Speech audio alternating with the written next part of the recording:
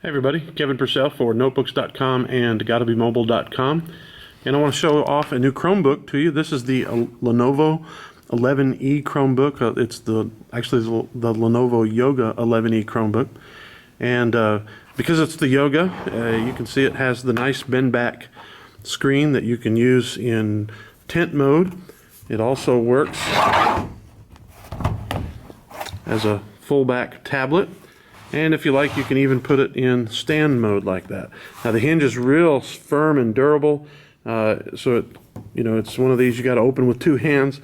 But we really like this Chromebook. It's probably one of the best Chromebooks. It's easily the most rugged Chromebook we've seen, and that's because it's really an education-focused device. They've made it strong and durable because schools will be giving these out to students, and a lot of different kids will be using them during the week, and they have to really hold up. And so this is one that's really going to. It's $368 on Lenovo right now, and so we really like it. Now let me show you the ports along the side.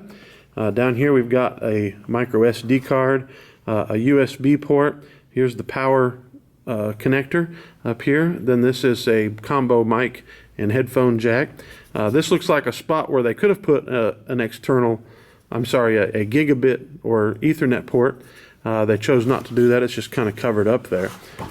On the other side, we get, of course, a Kensington lock and a full-size HDMI output port, and that is nice. Their consumer Chromebook, the Lenovo Lenovo 20 N20P, get that number right, only had a micro HDMI port. And then we have another USB port. Interestingly, it comes with physical volume buttons. It also has them on the keyboard up here. And then there's a power button down here. One of the things we like about the USB ports, and I don't remember which is which, one's a USB 3.0 port, the other one is USB 2.0. The one that is USB 2.0 will also power an external device. You can charge your phone with it or something like that, or even a tablet, and even when the computer is asleep and closed, it will still charge your port. And so it's nice to have that extra power on one side with the USB 3.0 and a charging port on the other side.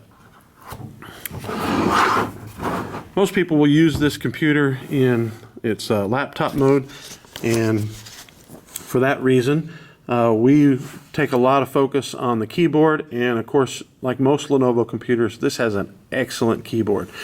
Probably best in class keyboard. It's even slightly better than their consumer grade Lenovo N20P. Also has an excellent trackpad. Like most Lenovo computers, they really put a lot of focus on that. One of the things we don't like is you can see how glossy and reflective the screen is. It's a 1366 by 768 resolution screen, but it's also a touch screen.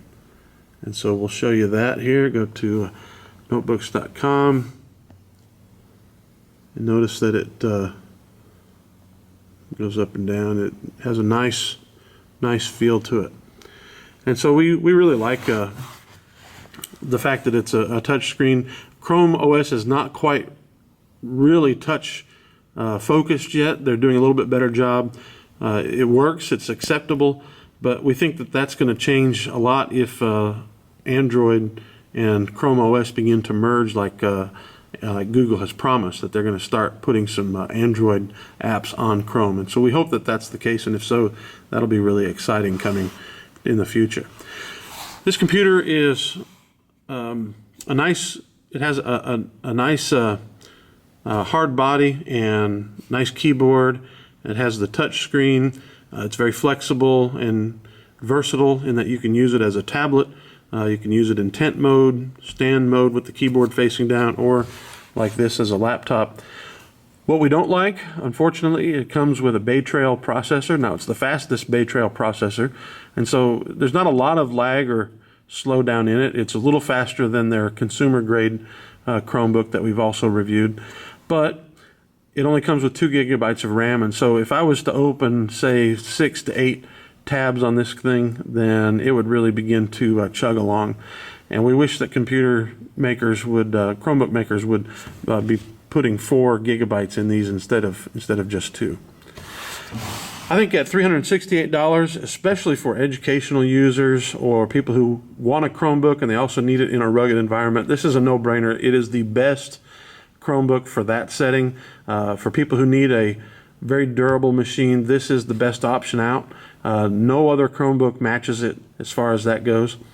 Especially if you need, something you can use as a tablet or as a, put it up in stand mode.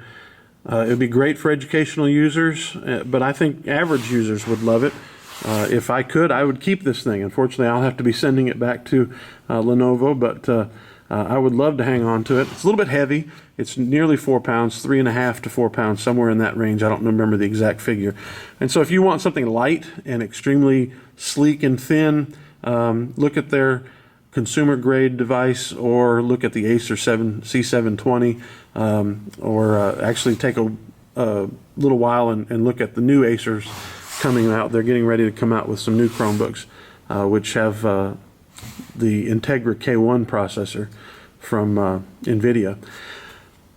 I can't really say this is the best Chromebook available, but for certain segments, it obviously is. However, it is a really strong entry into the Chromebook market, and so we'd call it a buy, especially for those who meet the descriptions that we've mentioned already. The only reason I would say don't get it is, like I said, if you want something very sleek, or if you really are a power Chromebook user and you want a bigger screen, then that might be one reason to avoid it. Something like the new Samsung Chromebook 2 has a much better display with the 1080p, but it doesn't have touch like this does. This has been Kevin Purcell for Notebooks.com and GottaBeMobile.com with a great little Chromebook with the Yoga 11e from Lenovo. Thanks for watching.